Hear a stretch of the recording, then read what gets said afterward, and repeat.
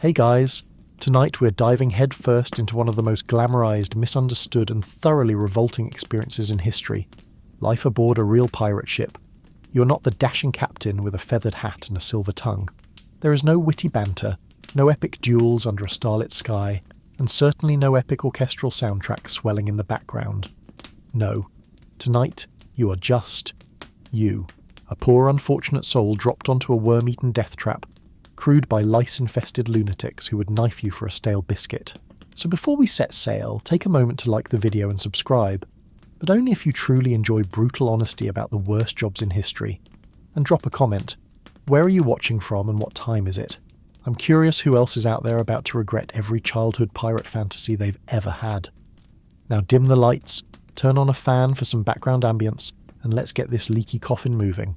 You wake up, not in a soft hammock or a Grand Captain's cabin, but in a filthy pile of old rope and damp canvas.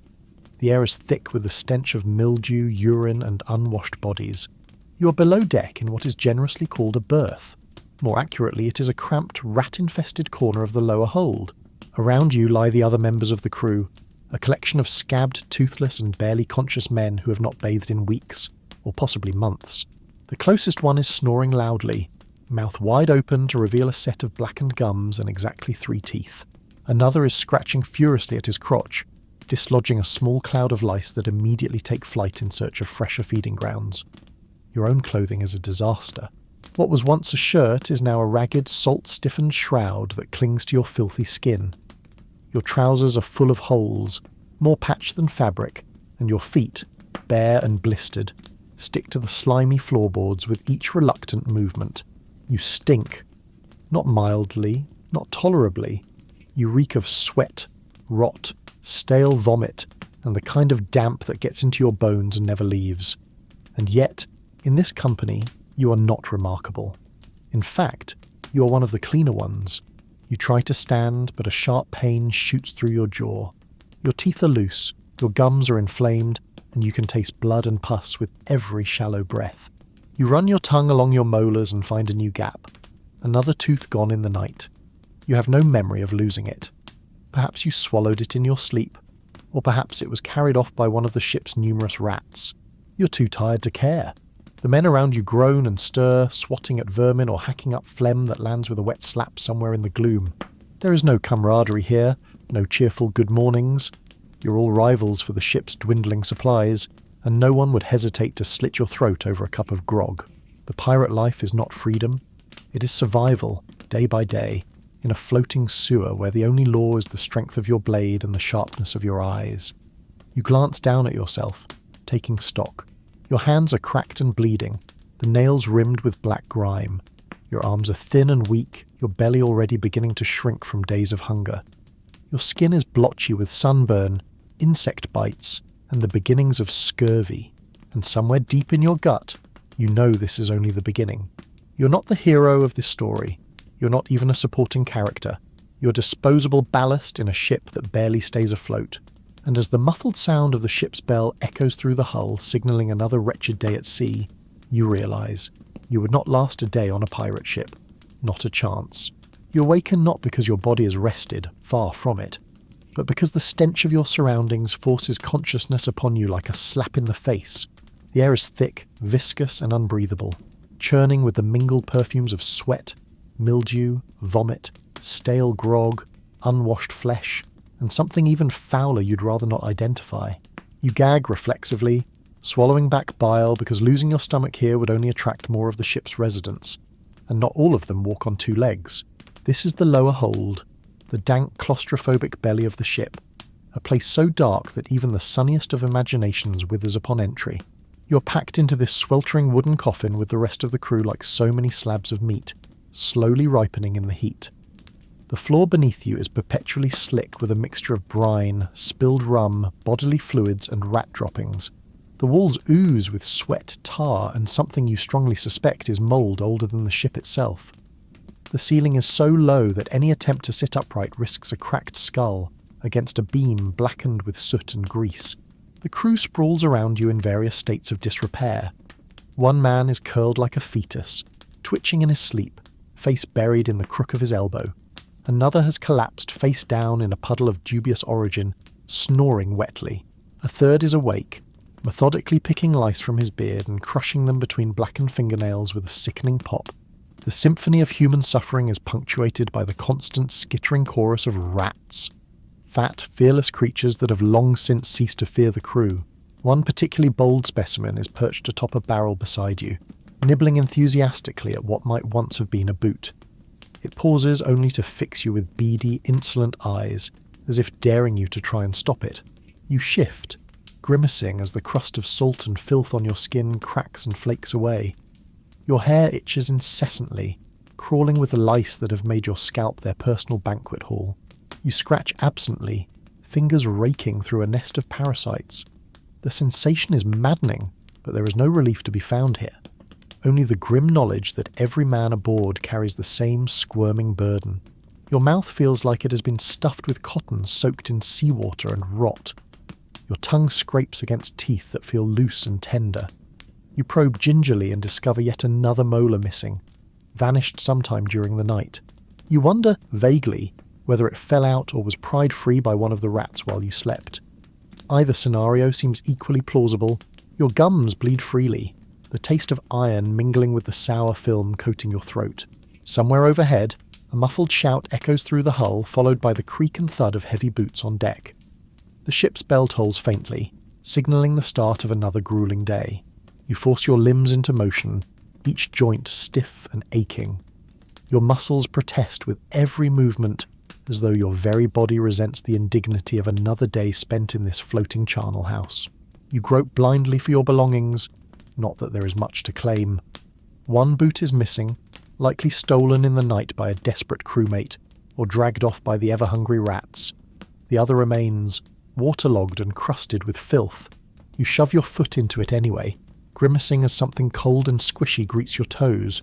You choose not to investigate further. There are some things best left unknown aboard this ship. As you drag yourself toward the ladder leading topside, a sudden scurry of claws sends you stumbling.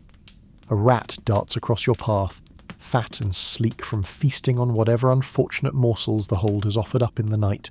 You swat at it, but the creature merely chitters derisively and vanishes into the shadows. You cannot shake the feeling that it will return, perhaps to finish what it started. You reach the ladder, slick with algae and unidentifiable slime. Each rung is a treacherous ascent slick beneath your blistered feet. The wood creaks ominously, threatening to give way beneath your weight. You haul yourself upward, lungs burning from the effort, the foul air of the hold clinging to you like a second skin. And as you finally emerge into the harsh glare of daylight, gasping for breath that still reeks of tar and salt, you realise that this, all of it, was just your wake-up call. The true misery of the day has yet to begin. The light of the upper deck blinds you as you stumble out of the hold, squinting through the grimy haze that passes for morning aboard this ship. Your eyes water, not merely from the brightness, but from the acrid stench of tar, salt and unwashed humanity that clings to every inch of the vessel. You sway unsteadily, half from the ship's perpetual lurch and half from your own exhaustion, before planting one bare foot on the filthy deck and one inside the lone boot you managed to salvage from whatever nocturnal theft occurred below. It is only now, with some semblance of awareness, that you begin to take stock of your condition, and the inventory is not encouraging. You are missing a boot, that much is obvious. The other foot is bare, cracked, and already oozing from countless splinters and salt sores. You glance about the deck in the vain hope that your stolen boot might be lying somewhere in plain sight. It is not. A few of the more rat-faced crew members cast you sly, toothless grins, the kind of grin that suggests they know exactly where your boot went, and that if you press the issue, you may soon be missing more than footwear. Still, hope dies hard among fools, so you limp about the deck, weaving between coils of greasy rope and rusted cannon barrels, eyes peeled for that battered leather prize. Instead, you find a half-chewed rat carcass beneath one coil, and beneath another, what might be a severed human toe. Blackened and shriveled, an unclaimed relic of some long-forgotten brawl. No boot, though. The message is clear. You are now a one-boot pirate. Adjust your ambitions accordingly.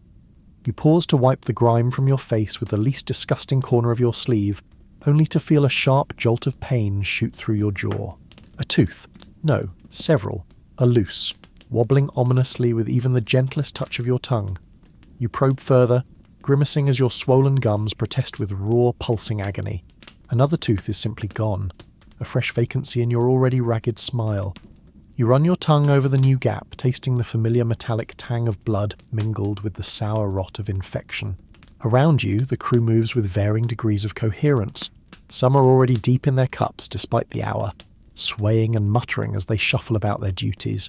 Others squat in the corners, picking at scabs or relieving themselves in open buckets. No one seems remotely concerned about your dental misfortunes or your uneven footwear. In fact, several look amused. Nothing delights a pirate crew quite like watching the new meat decay in real time. The ship creaks and groans beneath you, the deck slick with a thin film of bilge water and spilled grog. You slip once, barely catching yourself on a length of frayed rigging. The rope burns your palm, tearing away another layer of skin to expose the raw flesh beneath.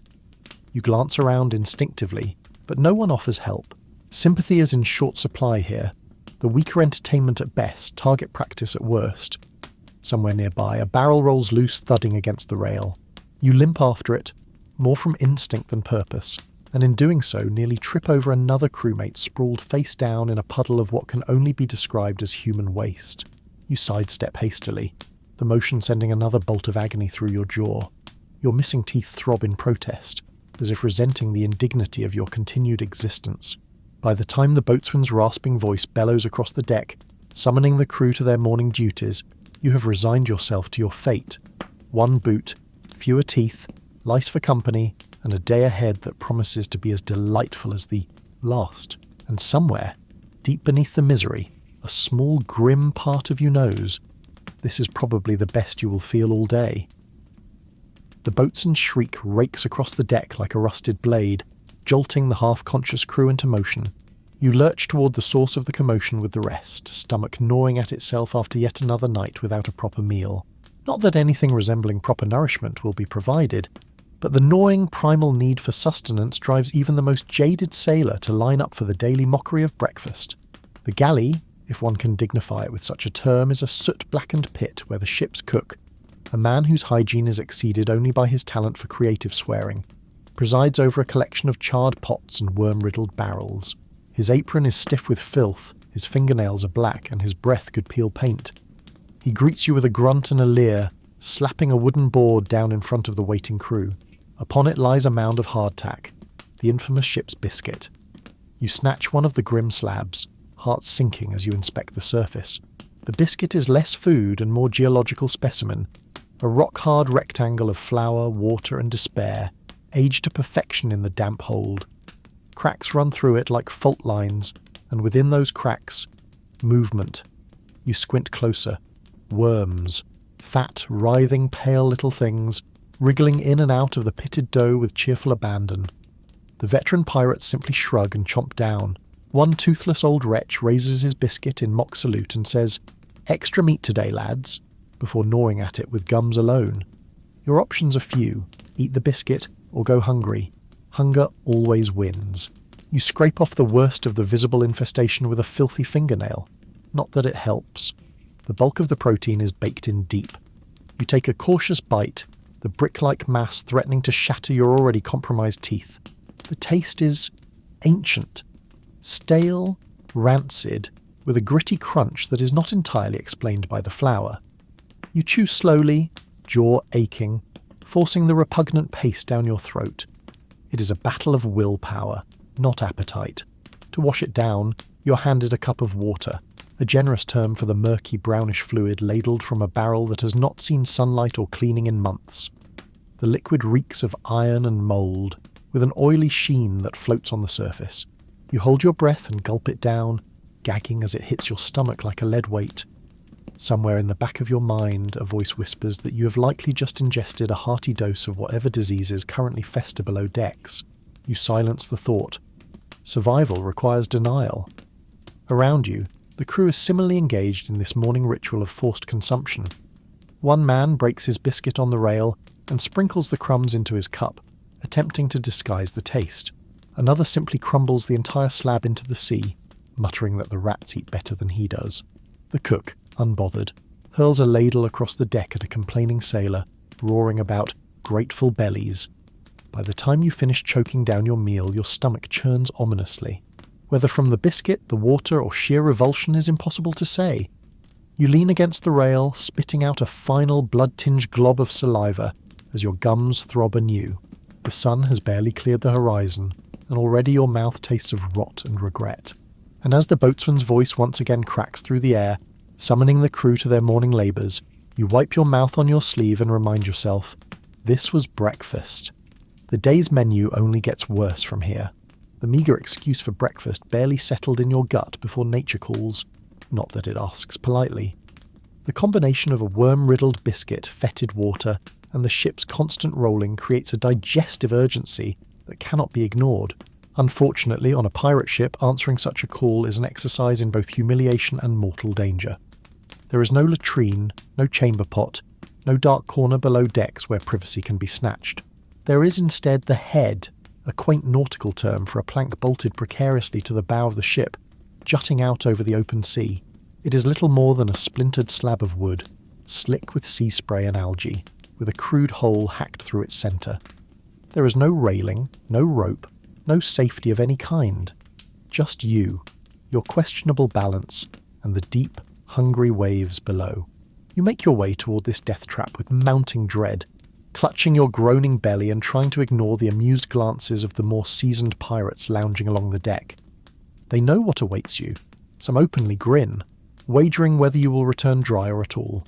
A few offer helpful advice, none of it remotely helpful. The ship pitches and rolls with every swell, the head swaying wildly at the far end of the beam. You approach it as one might approach a gallows, every step accompanied by the creak of strained wood and the slap of cold spray against your face. Reaching the plank, you grip the nearest bit of rigging for dear life, heart hammering. The sea below is a churning expanse of grey, frothing with foam and shadowed by the ominous shapes of circling sharks. They have learned well. The ship provides regular feedings. With great effort you manoeuvre yourself onto the slick, narrow board, squatting awkwardly over the hole while maintaining a death grip on the ropes. The wind howls around you, tugging at your ragged clothes and chilling your exposed flesh. Every shift of the ship beneath your trembling legs threatens to pitch you forward into the abyss. You focus on the task at hand, muscles clenched with both effort and terror. No one speaks of this part of pirate life in the tavern tales. There are no ballads sung about the brave souls who defy gravity and gastrointestinal disaster on a daily basis. Yet here you are, performing a balancing act for which no amount of courage can prepare you. Each moment feels endless, each sway of the ship a potential obituary. At last you finish your grim task, legs cramping and nerves frayed. Retracting yourself from the plank is no simple feat. You inch backward with agonizing care, every muscle taut. One wrong move, one slip, and you will join the ship's more unfortunate souls in the depths, becoming just another forgotten splash beneath the waves. When you finally stagger back onto the deck, pale and shaking, you are greeted with the expected round of lewd cheers and mocking applause from the crew. One toothless pirate offers a slow clap, cackling through a mouthful of missing teeth. Another tips an imaginary hat in your direction, declaring you a true sailor now.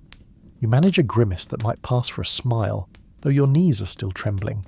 And as you limp away from the rail, gut still churning and dignity thoroughly shredded, you reflect on this particular slice of pirate life. No amount of gold, no thrill of battle or promise of freedom could ever make this worth enduring. And yet, it is only morning. The true horrors of the day are yet to come. By the time your legs stop shaking from your death-defying visit to the ship's makeshift toilet, the day's true labour begins. You glance down at your feet, or what remains of them.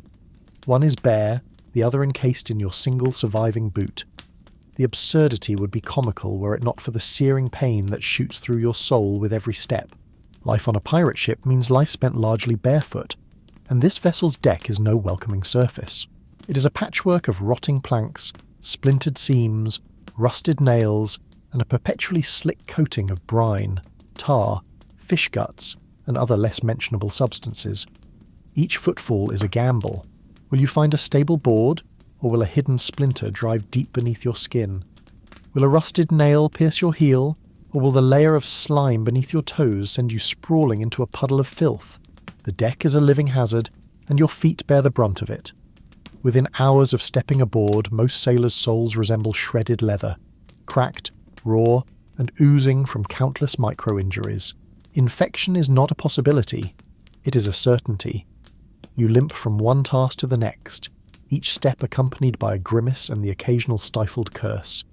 Blisters burst beneath your weight, sending fresh waves of agony coursing up your legs. The ship's relentless pitch and sway only compound the misery, forcing you to adjust constantly or risk being flung head first into a coil of tar-stiffened rope or an open barrel of spoiled fish. No one offers sympathy. The veteran pirates, many of whom sport stumps where toes once were, simply laugh or sneer at your discomfort. They have embraced the inevitable decay of their bodies, wearing their injuries like badges of honour, or more accurately, indifference. One particularly cheerful fellow shuffles past on feet so calloused and blackened they might as well be hooves, humming a tuneless ditty about dancing with the devil's nails. You make a mental note to avoid sharing a hammock with him. As the day wears on, the sun bakes the deck, releasing a fresh wave of noxious fumes from the tar seams. The boards grow hotter, scorching your exposed foot with every step. Blisters multiply, bursting and mingling with the sweat and grime already coating your skin.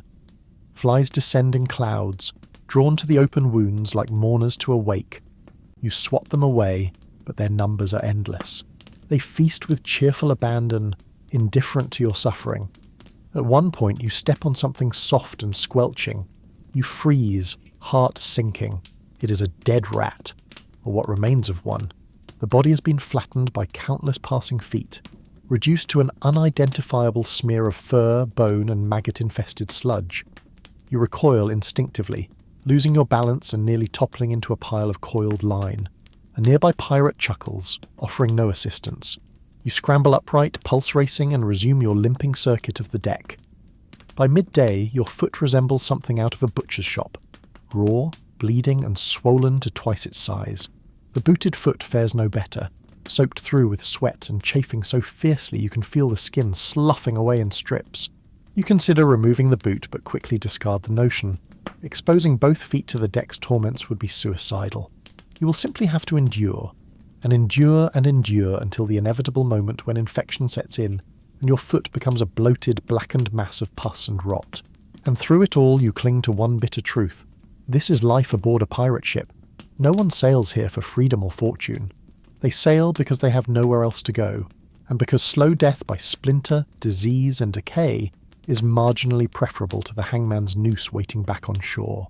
And as you hobble across the festering boards, every nerve screaming, you wonder, not for the first time, if you chose wisely. Clothing on a pirate ship is less about style and more about survival, or more accurately about clinging to the last scraps of fabric between your mangled flesh and the merciless elements. You glance down at your own attire or what remains of it, and marvel that the tattered rags still cling to your frame at all.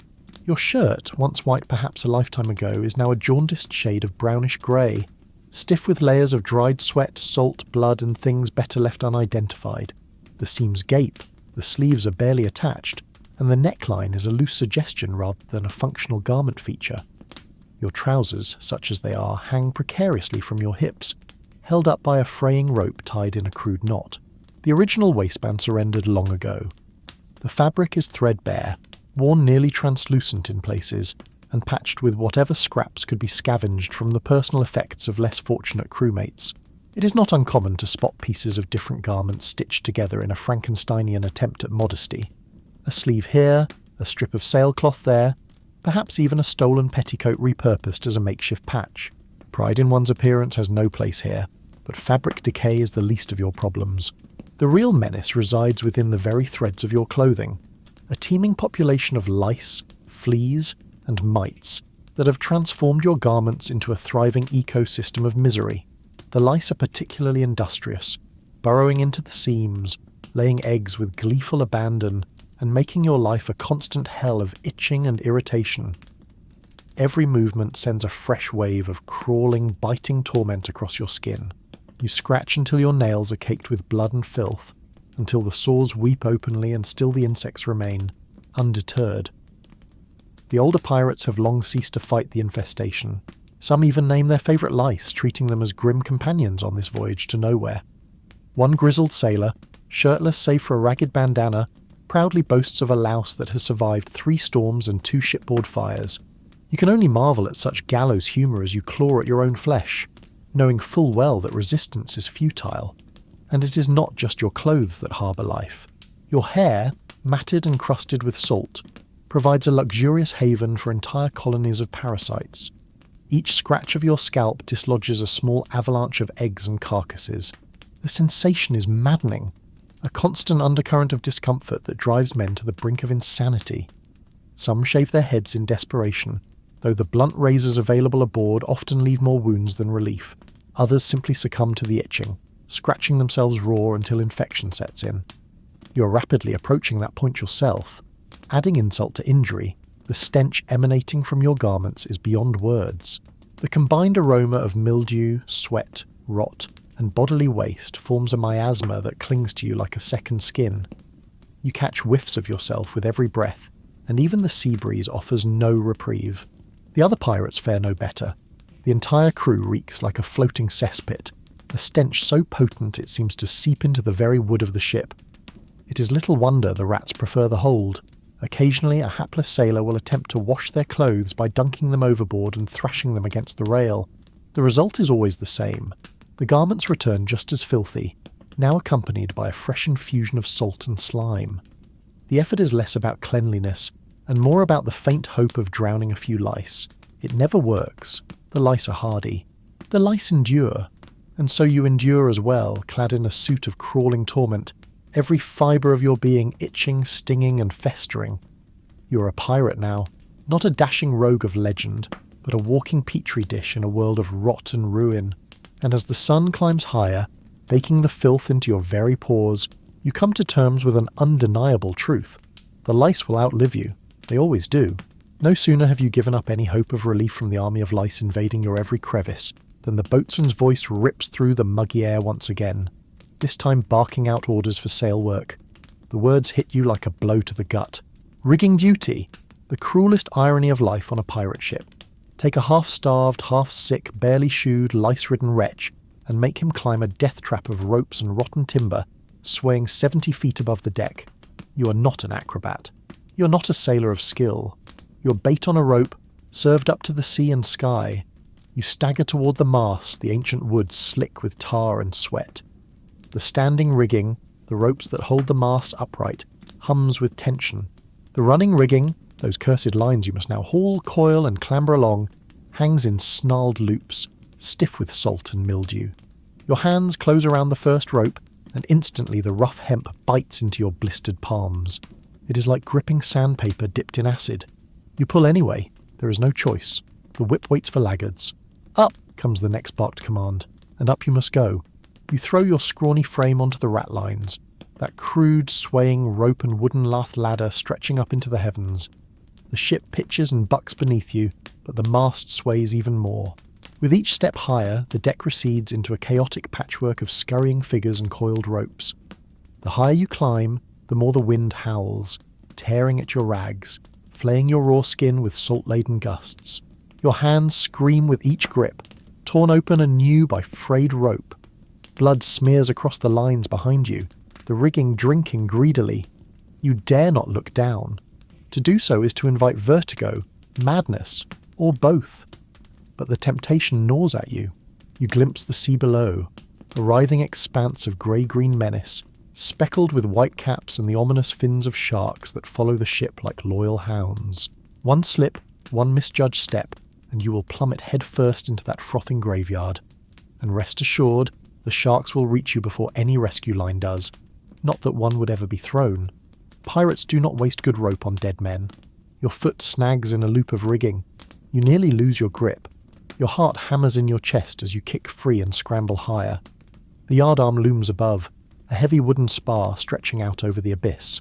It groans with the strain of battered sails and 1,000 past storms. You haul yourself atop it, thighs straddling the greasy beam, one hand clutching the mast for dear life. The other must now fumble with the reefing lines, fingers swollen, knuckles split, nails cracked and bleeding. Every knot is stiff with age and salt. You gnaw at the lines with your teeth when your fingers fail, spitting out fibres and blood. The world is a maelstrom of motion. The mast sways in wide arcs, the ship rolling beneath you, the sky a churning ceiling of bruised clouds. You're a speck of filth clinging to this ancient skeleton, one gust away from oblivion. A voice from below bellows for speed. You force your shaking limbs into action, tugging at the reef points, hands now slick with sweat and gore. The wind mocks your efforts, snapping the canvas like the crack of 1,000 whips. Finally, mercifully, the order comes to descend. But climbing down is no easier than going up. Your muscles spasm with fatigue, your hands too torn to grip properly. You half slide, half fall down the ratlines, landing in a bruised heap on the deck, gasping for breath, your body quivering like a plucked string. No one claps, no one praises. The boatswain sneers and moves on, already shouting for the next task. The older pirates smirk, betting quietly on how many more climbs your scrawny carcass can survive before gravity wins the day. You wipe the blood from your palms on your tattered shirt, grit your teeth against the mounting pain, and stagger to your feet. Because this is life on the rigging. No matter how high you climb, you will always fall lower. It is only a matter of when, and how much of you will hit the deck first. If the bloodied palms, splinter-ravaged feet, and lice-infested rags weren't enough to break you, the ship's true enemies soon will be, not the navy, not rival pirates, not the storms, but the diseases that flourish aboard this floating sarcophagus. You do not simply risk illness here. Illness is the default state. Health is a laughable myth, a forgotten rumour from a life left behind on land. On this ship, the only thing more common than lice is disease, and it is as inevitable as the tide. It starts with the scurvy, of course. The cruel, silent enemy creeping into every sailor's bones. The ship's stores of citrus and fresh greens ran out weeks ago, perhaps months. You cannot remember the last time you tasted anything that wasn't salted, dried, or crawling. Your gums are swollen and spongy, bleeding freely with every bite of worm-eaten biscuit. They throb with a dull, constant ache that spreads through your jaw like wildfire. Your teeth, already loosened from rot and malnutrition, wobble with every word you speak, assuming you bother speaking at all anymore. Conversations take energy, and you have none to spare. Beneath your skin, strange bruises bloom in sickly shades of yellow and purple. They appear without warning, without cause, as if your very blood is turning against you. Your legs feel heavy, your joints stiff, as though someone has poured molten lead into your veins. Rising from the deck becomes a monumental task. Climbing the rigging now borders on suicidal, but no one cares if you're sick. The work must be done, and if you collapse, you will simply be dragged aside or overboard to make way for someone less diseased. And then there is the dysentery, the scourge of the lower decks. The ship's water, already a fetid soup of rot and rust, ensures that every man aboard carries a gutful of writhing parasites. The symptoms strike without warning, a sudden violent cramping that sends you staggering for the head or, if too slow, leaves you doubled over, fouling yourself where you stand. The smell of sickness permeates everything, a sour, cloying stench that clings to the air like a malevolent fog. The lower hold reeks of it, a miasma so thick it coats your tongue and fills your nostrils even as you gasp for breath. Men waste away in days, faces once flushed with rum-fueled bravado now pale and gaunt, eyes sunken, skin drawn tight over protruding bones. You see them huddled in corners, shivering despite the sweltering heat, too weak to rise, too sick to fight. Some clutch their bellies, groaning pitifully. Others simply lie still, eyes glazed, waiting for the inevitable. Death here is not dramatic. It is slow, wet, and degrading.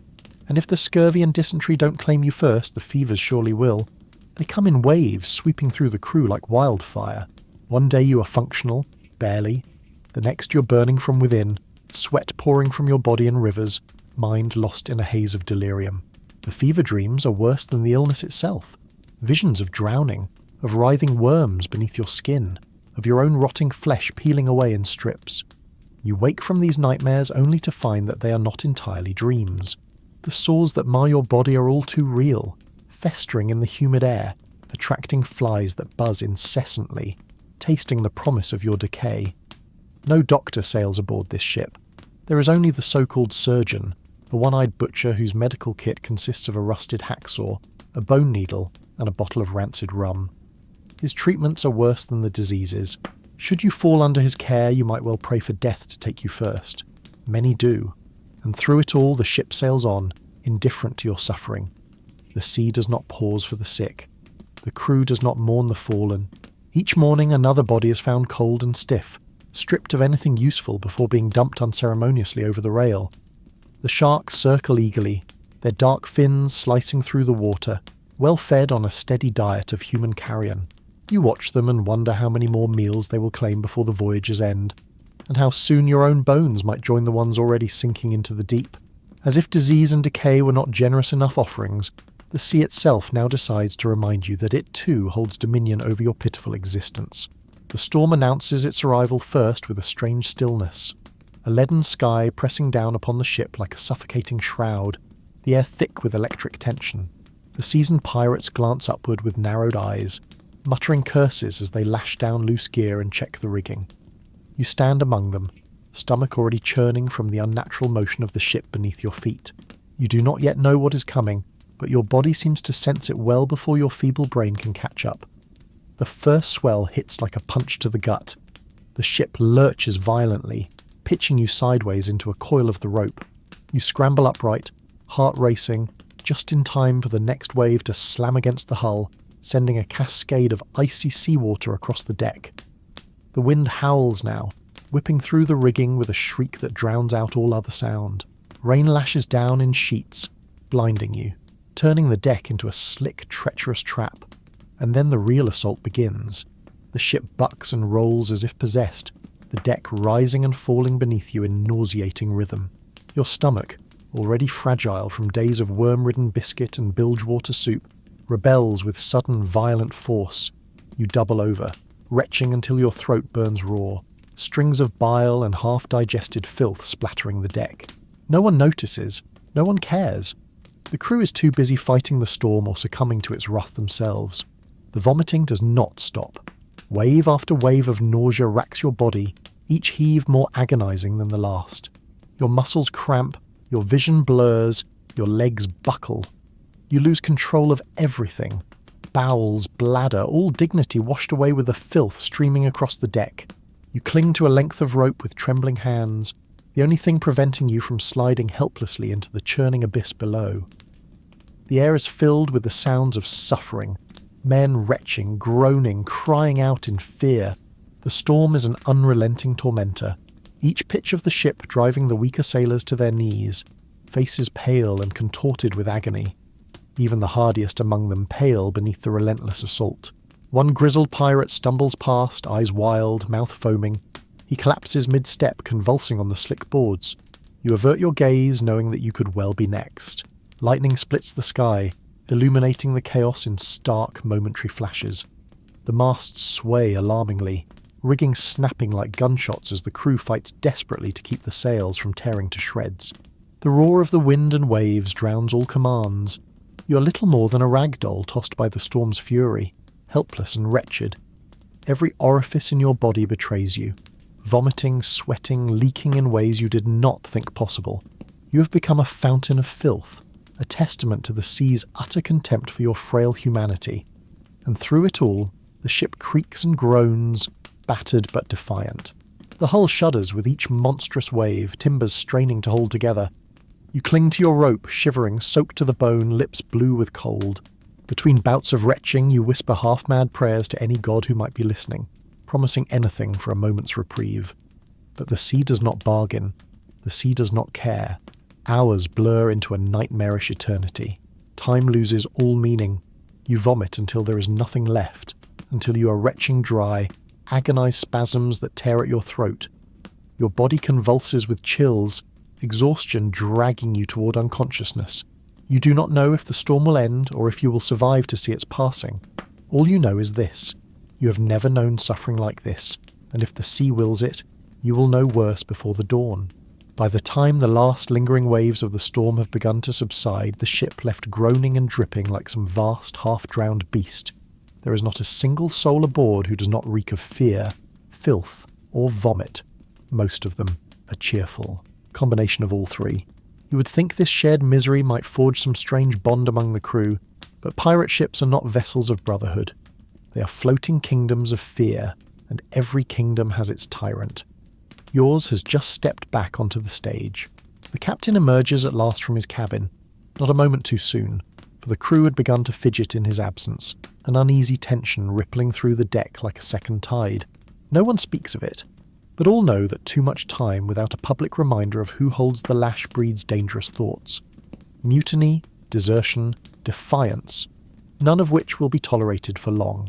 And now here he is, the personification of cruelty wrapped in ragged finery, boots crusted with layers of salt and old gore, a stained coat hanging like a shroud over shoulders as broad as a butcher's block, beard matted and greasy, eyes red-rimmed, and blazing with the kind of fury that needs no reason to erupt. This is no merry old sea dog, no twinkly-eyed rogue with a heart of tarnished gold. This is a man who has killed with his bare hands more times than he can likely remember, and who finds in every sunrise an opportunity to remind his crew that they are one word, one glance, one breath away from joining the bleached bones lashed. Beneath the bowsprit, you have seen them. The former officers, mutineers, and nameless deckhands now rotting in crude cages or bound to the figurehead. Their hollow eye sockets a permanent warning against disobedience. He stalks the deck now, boots thudding on the warped boards, leaving wet crimson prints in the wake of the storm's detritus. The crew parts before him like rats before a hungry cat. You follow suit, eyes cast firmly downward, spine rigid with forced submission. To catch his gaze is to invite ruin, and you have neither the strength nor the stupidity for that today. Not after the night you've just survived. Not when your stomach still churns from the storm's assault, and your legs tremble from hours clinging to a swaying mast. But it matters little how careful you are, for there is always someone slower, someone weaker, someone too exhausted or too dull-witted to remember the iron rule. Invisibility is life. Today, that unlucky soul is a boy, one of the newer recruits, barely old enough to shave, though he already wears the hollow-eyed look of the doomed. He stumbles while hauling a length of sodden rope, the line slipping through bloodied fingers. It catches the captain's attention instantly. There is no shout, no warning. The captain moves with the speed of a striking snake, crossing the deck in a few heavy strides. His fist closes around the boy's collar, jerking him upright with bone-jarring force. The lad barely manages a stammered apology before the first blow lands, the pommel of a cutlass driven savagely into his temple. Blood fountains, a bright spray against the grey dawn. The boy crumples bonelessly, a rag doll dropped on the deck. No one moves, no one dares. The captain stands over the twitching body for a long moment, breathing heavily, eyes scanning the assembled crew as if daring another fool to offer protest. None do. The boy is dragged aside by two grinning deckhands, his fate now a grim certainty. He will be dumped below decks to fester, or overboard if deemed too broken to bother with. You tighten your grip on the rope in your hands, heart hammering, breath shallow. This is the ritual, this is the performance, a daily sermon in blood and fear to keep the crew docile. And it works. Oh, how it works.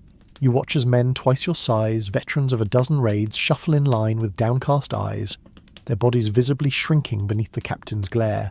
No one dares speak unless addressed directly, and even then each word is measured like a step across a knife's edge. You yourself say nothing, of course, your mouth sealed tighter than the ship's groaning hull.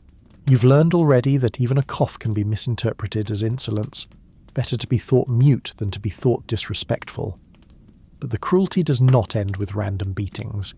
The captain is an artist of psychological torment. He prowls the deck throughout the day, a predator seeking any pretext to unleash his temper. A poorly coiled rope, a slow salute, a glance held a moment too long, all a cause for pain. Men vanish below decks and return battered, broken, their bodies a patchwork of bruises and fresh scars. Some do not return at all. Whispers circulate about what happens in the captain's cabin, but no one speaks too loudly. The walls of a ship have ears, and so you endure hour after hour beneath the lash of invisible chains. The labour continues, your body racked with exhaustion and pain, but it is the constant gnawing fear that truly drains you. Every movement must be precise, every word must be perfect. You're not a sailor, you're a marionette dancing on the edge of a blade, your strings held tight in the captain's bloody fists. Yet there is one bitter comfort in this relentless nightmare. The knowledge that the captain himself is trapped in the same cycle of violence. He rules through fear because fear is all he knows. He lashes out because he cannot stop. And one day, perhaps soon, perhaps not, he will make a mistake. He will strike one man too many, too hard, too publicly, and then the knives will come out. The sea is patient, and so are pirates. Mutiny is a slow boil. You can only hope to live long enough to see it happen, or at the very least to die quickly when it does. If you believed for even a moment that the morning's brutal performance by the captain would sate his hunger for blood, you are sorely mistaken. On this ship, violence is not merely a consequence of poor discipline, it is the discipline. Fear is the keel upon which this entire miserable vessel floats, and without the daily lashings and the ever-present threat of worse, the crew would dissolve into anarchy before the next tide. The boatswain, a hulking brute whose back is a living map of old scars and whose arm wields the cat-o'-nine-tails with a zeal that borders on religious, is the high priest of this cruel liturgy. His whip is his scripture, each lash a sacred verse etched into flesh. When he steps onto the deck, the air itself seems to grow heavier.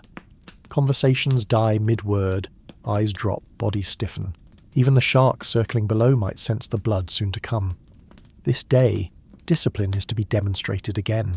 A public penance to remind all that beneath the captain's fury lies an entire system of sanctioned brutality. The offender is chosen quickly, an older sailor caught stealing an extra ration of rum. Whether the charge is true is irrelevant. The punishment must be seen, and so the man is hauled before the crew, stripped to the waist, his back a canvas of faded welts and poorly healed wounds. His hands are lashed high above his head to the mainmast, his feet barely brushing the blood-streaked deck. The boatswain does not hurry. He prepares the whip with deliberate care, running thick, calloused fingers along each leather strand, ensuring that the embedded knots and bits of bone and metal are ready to tear fresh meat from bone. The crew is summoned to gather, a grim assembly where no one dares look too long at the condemned, for fear that tomorrow they may trade places. You stand among them, stomach tight, breath shallow. The stench of sweat, salt, and terror fills your nostrils. The first crack of the whip splits the air with a sound more terrifying than cannon fire. The man's body jerks violently, a red blossom blooming across his back. A second stroke follows, then a third, each delivered with perfect rhythm, each drawing another gasp, another spray of blood. There is no mercy here. No one is counting aloud, but all know the expected number. 20 lashes today, though the boatswain often loses count when particularly inspired. By the 10th blow, the man's back is a ruin of torn flesh and dripping gore. His cries have dwindled to hoarse grunts. By the 15th, he hangs limp, unconscious, sustained only by the ropes binding him. The remaining lashes are delivered anyway, for the lesson, for the spectacle. When it is done, he is cut down like so much dead weight. 2 sailors drag him away, leaving a slick trail behind. There is no medical attention, no respite. He will either recover in the filth of the lower decks, or perish unseen. And then the boatswain turns, whip still in hand, eyes sweeping the gathered crew. His gaze is a warning. Remember this, forget it, and you will join him. The assembly is dismissed, and life aboard resumes as though nothing has happened. Except now every man's shoulders are a little more hunched, every gaze a little more guarded. And yet beneath this enforced obedience, a darker current always swirls. You hear it in the whispers traded in the shadows of the hold, in the furtive glances passed among the more seasoned crew. Mutiny. The forbidden word hangs in the stale air like a storm cloud. No one speaks it aloud, but all think it. The captain's cruelty grows with each passing week, and even the most hardened pirates have limits. The hunger for gold can only dull the blade of fear so long. But mutiny is a game of timing. Strike too soon, and the ringleaders will decorate the rigging by sunrise. Wait too long, and the ship may be lost to madness or the captain's own hand. And so it festers, this grim possibility bubbling beneath the surface like rot beneath a festering wound. You feel it in your bones. Something will give. Perhaps tomorrow, perhaps next week, perhaps with the very next lash. For now, though, survival demands silence. You grip the ropes with raw hands, head bowed, mouth shut. The whip still glistens with blood, the boatswain still smiles that wolfish smile, and the sea watches patiently, knowing that sooner or later one of you will snap, and the real bloodletting will begin. The sea, in its fickle moods, eventually tires of storms and lashes. It demands fresh entertainment, and today that comes in the form of prey on the horizon. The shout from the lookout cracks through the salty air like a pistol shot. Sail ho! and every scurvy-ridden head on the deck jerks upward. The tension is immediate, electric, a ripple of adrenaline strong enough to temporarily mask the sores, the fever, the hunger. A merchant vessel, fat and slow, wallowing on the distant swells. A plump fish foolish enough to stray into the waters of starving sharks. The captain emerges, eyes gleaming, smile stretched tight across stained teeth. His voice is a rasping snarl as he orders full sail. The crew springs into motion, not from loyalty but from greed and fear in equal measure. The promise of plunder is the only currency that matters here, and so begins the frantic, brutal ballet of preparing for battle. You're ordered aloft again, already trembling from days of privation, but the whip is quick to remind the sluggish. You haul yourself up the rigging, hands bleeding afresh, muscles screaming with every pull. The wind tears at the sails as the ship heels hard, slicing through the waves in a mad dash toward the prize. Cannons are uncovered, their iron mouths yawning with hunger. Powder kegs are dragged up from the depths, sweating and volatile, handled by men who are drunk enough to be fearless and sober enough to be dangerous. Shot is stacked. Pistols are primed. Blades are sharpened on whetstones slick with old blood. And you're handed a cutlass so notched and corroded it looks more likely to infect than to kill, and a flintlock pistol with a rusted barrel and a flint worn to a nub. You clutch them with numb fingers, heart pounding not with excitement, but with a deep, marrow-deep dread. There is no glory in this. There is no daring duel, no chance to stand heroically amid the smoke. There is only chaos and blood and the desperate animal instinct to survive a few more hours. As the ship closes the distance, the world narrows to a tunnel of motion and noise. Orders are barked. Men scream. The sea churns beneath the keel as the two vessels draw closer. Close enough now that you can see the pale faces of the merchant crew lining their rail, eyes wide with terror. They know what is coming. You know what is coming. The first broadside is a deafening, bone-shaking concussion. The entire ship lurches. The air fills with smoke and flying splinters. The return volley from the merchant is weak, poorly aimed, but a shot finds a mark nonetheless. The pirate beside you suddenly headless, his body collapsing like a sack of rags, blood and grey matter spraying across your already filthy shirt. You do not stop to look. There is no time. The ships crash together with a grinding shriek of wood against wood. Grappling hooks are thrown, lines tightened. The boarding begins. You are driven forward with the others, a howling, stinking tide of humanity armed with rusted steel and sheer desperation. The deck of the merchant ship is a vision of hell the moment you cross it. Smoke choking the air, cannon still thundering, men locked in brutal, clumsy combat.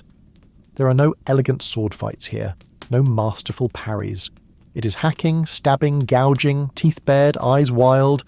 You swing your cutlass in a blind arc and feel it bite into something soft. A scream follows. You do not know if it was the enemy or one of your own. You do not care. Survival is all. The floor beneath your feet grows slick with blood, limbs tangled in rigging and bodies. The screams are constant, high and animal, mingling with the clash of steel and the crack of pistols. You catch glimpses of horrors that will haunt your dreams. A man clutching his intestines as they spill from a ragged wound. A sailor driven to his knees, skull split wide by a boarding axe. Another throttled by his own torn shirt. Smoke fills your lungs, your vision tunnels. You stumble over corpses, slipping, crawling, lunging. Your pistol misfires in your shaking hands. The charge a damp fizz. You hurl it aside and hack again with your blade, each swing heavier, more desperate. You do not know how long it lasts.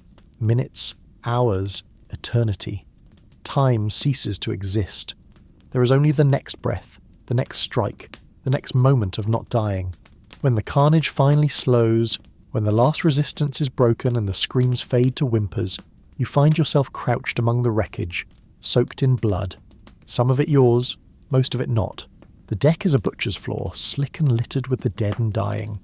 The air is thick with the stench of smoke, blood and voided bowels. The survivors move like shades, dazed and filthy, looting the bodies with blank stares, slitting the throats of the wounded with mechanical precision. There is no quarter. There is no mercy. You stagger to your feet, limbs trembling, visions swimming. Around you, the victors cheer hollowly, more from reflex than joy. The captain strides through the wreckage, barking orders, already tallying the plunder. There will be no mourning, No reckoning. This is simply another day. Another ship gutted, another crew butchered or enslaved, another meal for the sharks. And you stand amid it all, shaking, blood-stained, lice-ridden, knowing that whatever piece of your soul survived this day has been hacked away like so much rigging. There is no romance in piracy, no freedom, no glory, only the endless grinding horror of survival. And as you stagger back toward your own cursed vessel, the taste of bile thick in your throat, you wonder, how many more battles will it take before there is nothing left of you to return at all? You might think foolishly that once the battle ends, the horror ends with it. That after the final cannon blast and the last desperate swing of the cutlass, the crew can return to some grim semblance of normalcy. Patch the sails, scrub the decks, drink the memory of the slaughter into oblivion. But no, in truth, the true nightmare begins only after the smoke clears, when the blood has barely begun to dry and the wounded start to cry out in earnest. For while death is swift, wounds are not, and there is no place more ghastly, more drenched in agony and filth than the makeshift surgery aboard a pirate ship. It begins with the powder, black powder from the cannons, from the pistols, from the grenades hurled across the deck. The fine soot settles over everything, sails, ropes, faces, wounds. It cakes your skin, stings your eyes, creeps into your very lungs until every breath burns and every cough rattles with a gritty rasp. You are painted in ashen gore indistinguishable from the deck itself. Blood slicks the boards, seeping into every crevice, a sticky, congealing mess that traps your boots and threatens to suck them clean off. And then there are the screams, not the brave cinematic howls of valiant sailors, but high, keening, animalistic wails that claw at the soul. The wounded are dragged or carried below, some still conscious, others mercifully insensate. The lower deck transforms into a charnel house, limbs shattered by cannon shot, guts hanging in glistening coils, faces half torn away by splinters, men with bellies ripped open, hands crushed to pulp, eyes seared blind by blasts of powder and flame. There are no clean wounds here, no tidy slashes, only ruin. And into this pit steps the ship's so-called surgeon, a man whose qualifications consist largely of being too drunk to flinch at the sight of human suffering and too mean to care. His tools are a nightmare in themselves, a rusted bone saw, blackened knives dulled by years of hacking through both rope and flesh, a hammer for breaking joints, and a wooden bucket already half full with severed limbs. There is no anaesthesia. The strongest drink is a flask of rancid rum, poured down the throat of any man not already convulsing too hard to swallow. You are ordered to assist. There is no option. You clutch a blood-slicked rag in trembling hands, tasked with holding down the next poor wretch as the surgeon readies his saw. The victim is a man you vaguely recognise. Missing a leg below the knee, the stump a pulpy mess of shattered bone and shredded muscle. He thrashes weakly as the surgeon forces a wooden block beneath the limb and begins sawing. The sound a high, grating screech that cuts through the air worse than any scream. Blood spurts in sickly rhythm with the man's heartbeat.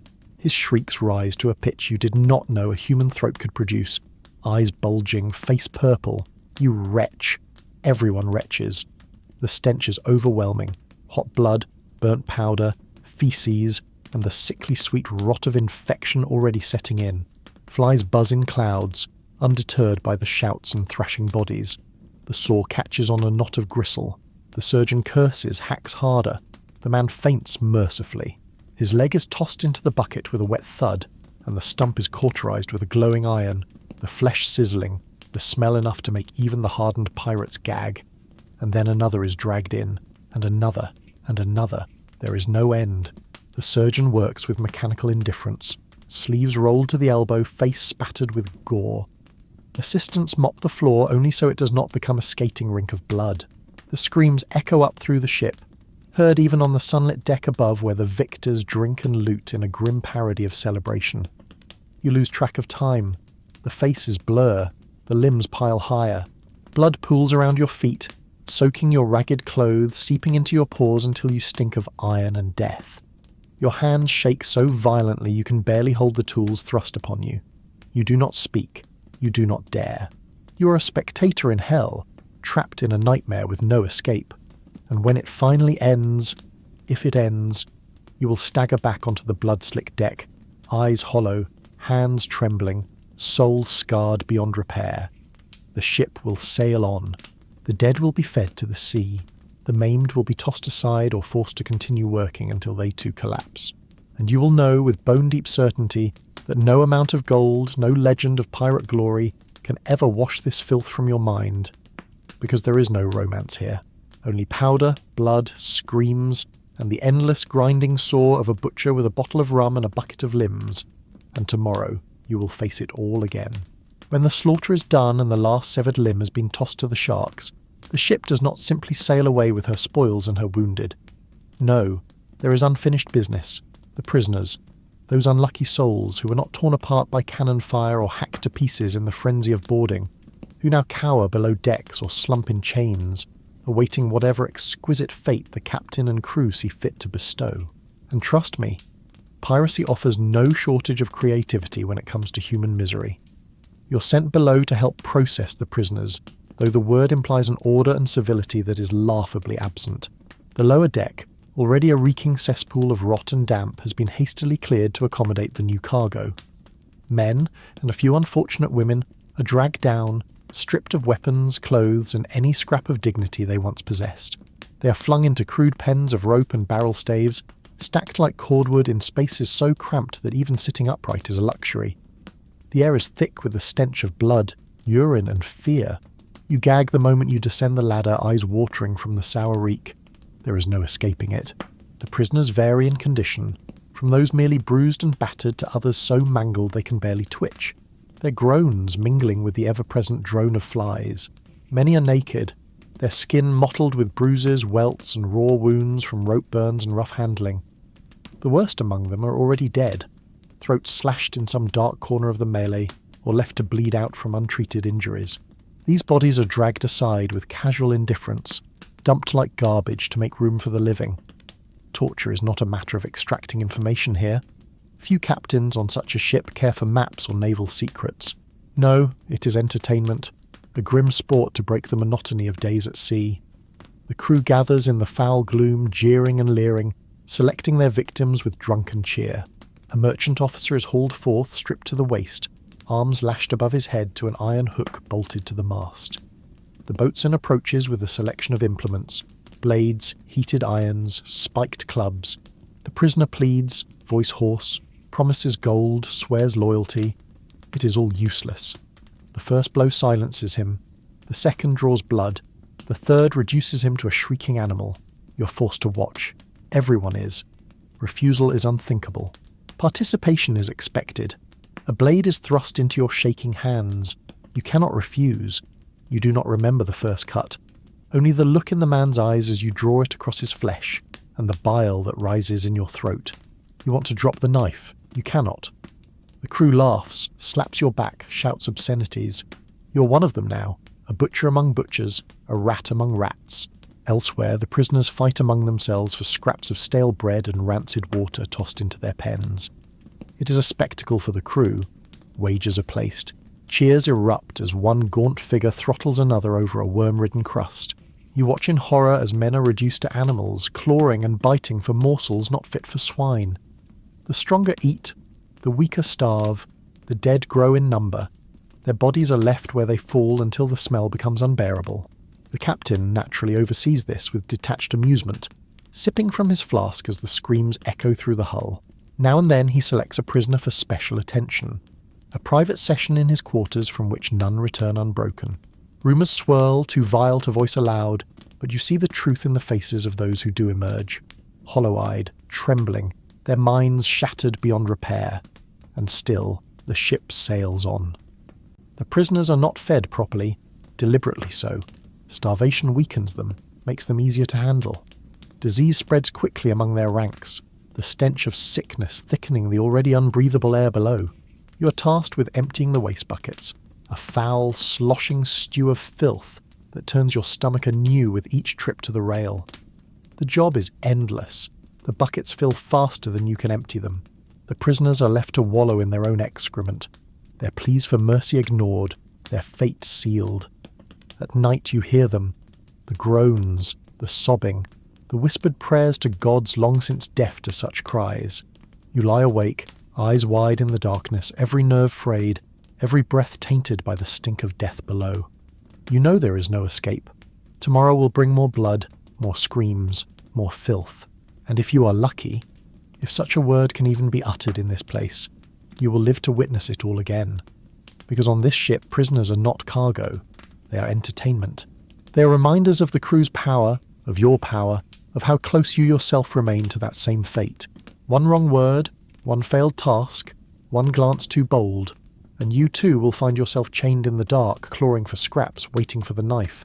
And the sharks will be waiting when you're finally tossed to them. They always are.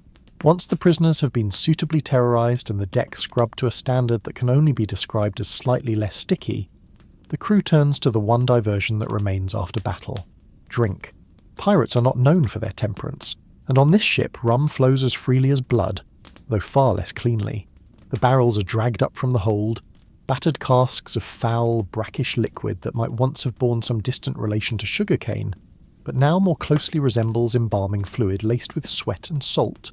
Rations are handed out with little ceremony, tin cups banged onto the deck, sloshed full with a liquid so caustic it could probably strip paint. You take yours with trembling hands, knowing full well that abstaining would draw more suspicion than the inevitable vomiting to follow.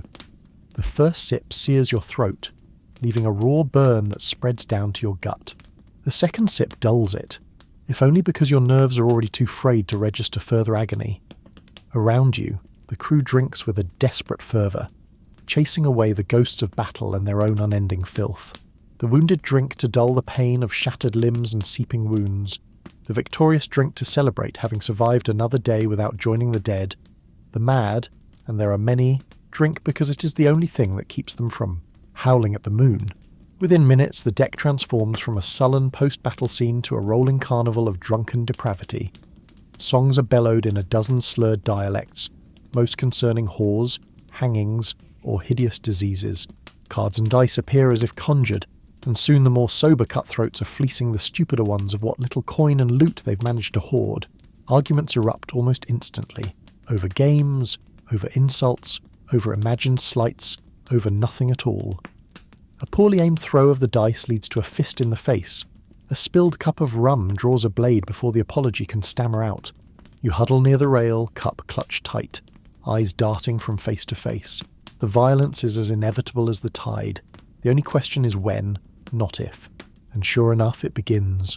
A roar from the main hatch, followed by the dull thud of a body hitting the deck. Two men grapple, snarling like beasts, fists pounding, boots kicking. Blood spatters the planks as onlookers cheer them on, cups raised in mock salute. No one intervenes. Why would they? On this ship, brawls are sport, a release valve for rage and frustration. More fights break out in quick succession. Knives flash. One man is clubbed with the butt of a pistol. Another is hurled bodily into the scuppers, teeth skittering across the boards. A particularly bloated pirate, already 3 sheets to the wind, trips over his own legs and cracks his skull on a capstan, lying in a growing puddle of vomit and blood. Laughter erupts, hearty and cruel. Someone bets on whether he'll wake before dawn. You do not wager. You're too busy praying you remain beneath notice. The captain naturally observes this chaos with his usual brand of malevolent amusement. He does not interfere unless a blade threatens to end a valuable crew member prematurely. A fatality here or there is nothing. Pirates are easily replaced. But too many dead men mean too few hands to sail the ship. Balance must be maintained even amidst the madness. So when one fight grows particularly savage, with a dagger drawn and pressed to a throat, the boatswain steps in, not with words, but with the butt of his pistol delivered to the skull of the aggressor. The body is dragged away. The crowd cheers and resumes drinking, lesson delivered. As the night deepens, the deck becomes a battlefield of a different kind. Bodies slump where they fall, some sleeping, some unconscious, some simply too drunk to distinguish one from the other. Puddles of piss and vomit spread in greasy halos around sprawled limbs. The flies grow bolder, descending in buzzing clouds to feast on blood and bile. The ship lists gently beneath you, groaning in sympathy. The stars above wheel in drunken arcs, though whether it is the heavens or your own addled senses is impossible to tell. And you cling to the rail, knuckles white, stomach churning, teeth gritted against the rising bile. You have survived the storm, the battle, the surgeon's hellish theatre, and now you must survive this, the slow, spiralling descent into drunken barbarism that grips the ship like a fever. You sip your rancid rum and keep your back to the mast, watching, waiting. The night is not yet over, and on this ship dawn is never guaranteed. When the drunken brawls finally sputter out and the ship settles into its usual groaning stupor, you might imagine there is at least one small mercy left to cling to: food. Surely after battle and blood and rum-soaked mayhem, the promise of a meal might offer some fleeting comfort. You fool. On this ship, food is not sustenance, it is punishment. It is a daily game of culinary Russian roulette, where the best you can hope for is to choke down your portion before it crawls off the plate.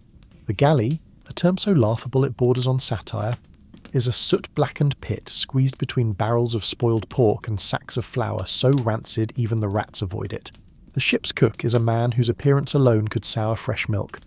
One eye perpetually oozing, fingers yellowed from years of handling God knows what, apron stiff with ancient grease. He stirs a bubbling vat of something that might once have aspired to be stew, the surface broken by ominous lumps and a scum thick enough to patch sails.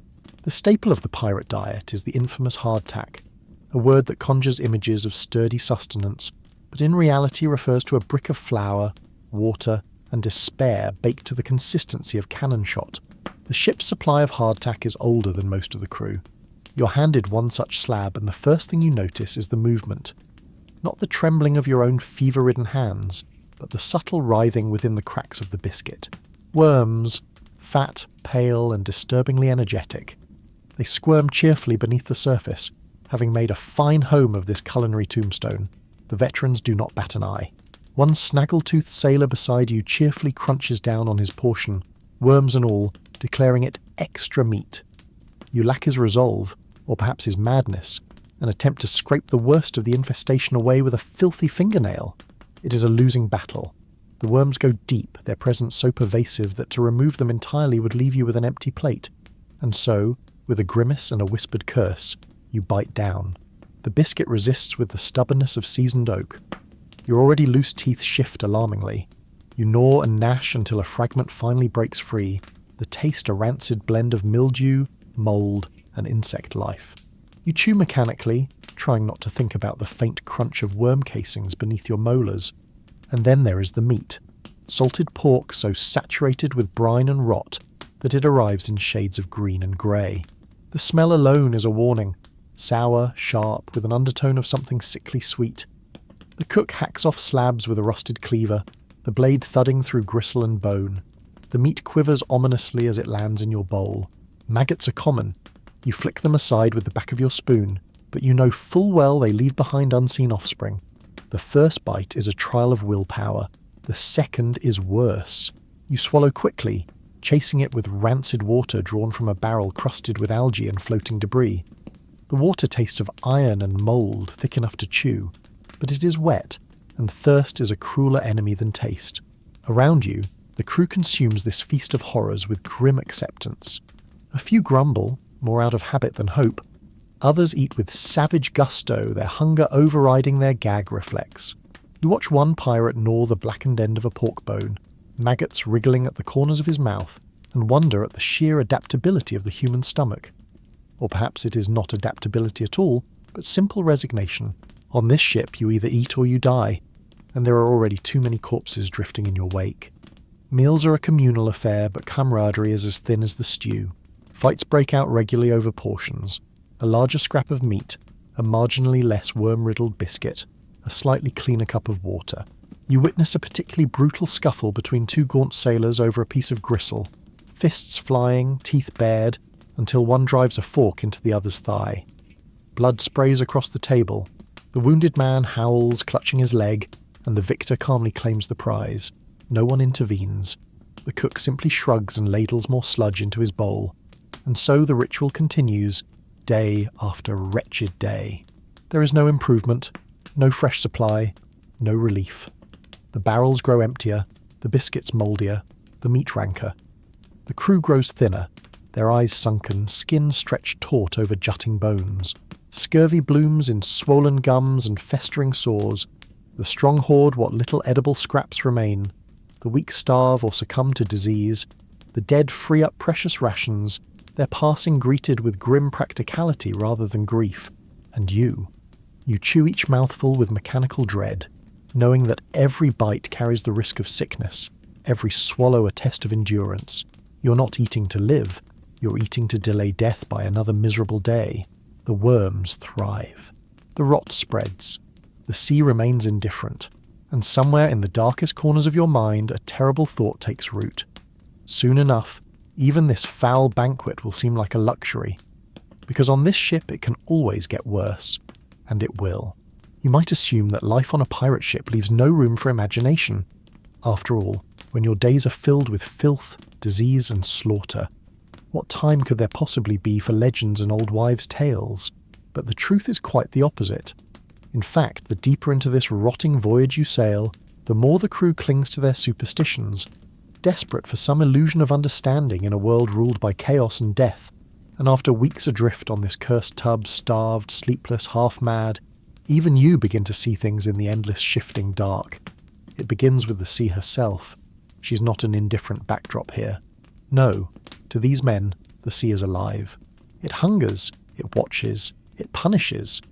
The crew speaks of her in whispers, never aloud and never by name. They nail bits of bone to the mast to ward off her ire, scraps from birds, fish, and disturbingly often, human remains. Charms of twine and teeth dangle from every beam. Even the captain tolerates this nonsense, if only because a terrified crew is still a crew. And then there are the creatures. The sea teems with life, and not all of it is natural, or so the men claim. Every shadow beneath the waves holds the threat of some monstrous maw. Every groan of the hull is the talon of a leviathan scraping to get in. You scoff at first. Who would believe such tales? But then the nights grow longer, the water blacker, and the mind, battered by sickness and hunger, begins to betray you. It does not help that the ship itself creaks and moans like a dying beast. The hull groans beneath your feet. The rigging hums in strange discordant tones. The rats, normally bold to the point of mockery, vanish for hours at a time, their absence as unsettling as their return. And always, there is that sense of being watched, a presence just beyond the lantern light, lurking beneath the rolling surface. The crew fills the nights with stories, each more grotesque than the last. The bloated corpse of a drowned sailor come back with glowing eyes to drag the living overboard. A serpent long as the mast, spotted in a distant squall, its scales gleaming with a sickly light.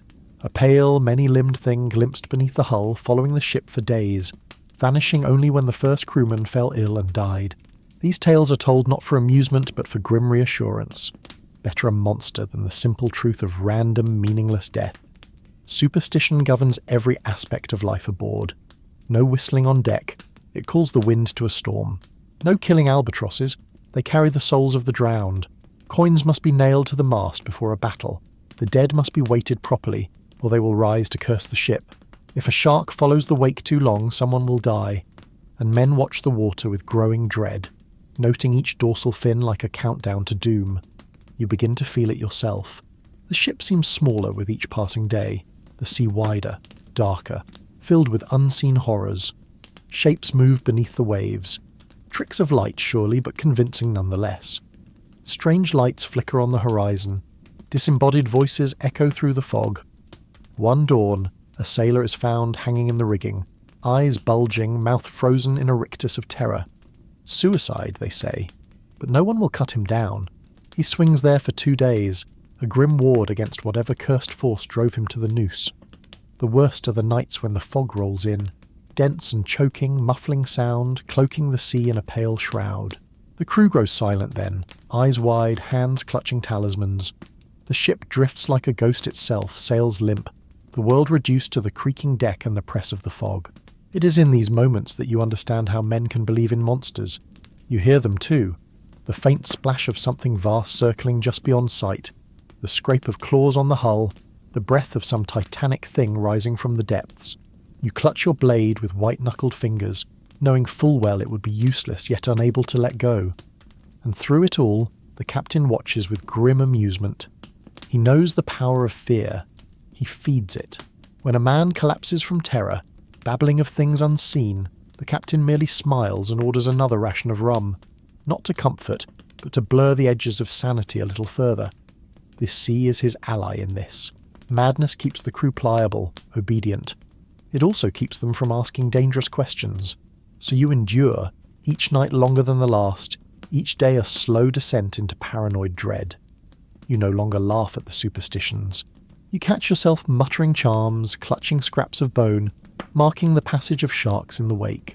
Because on this ship, where death is constant and the sea is endless, sometimes it is easier to believe in monsters than to accept the cold truth that you are alone, adrift in a world that does not care if you live or die, and that the only thing waiting beneath the waves is silence.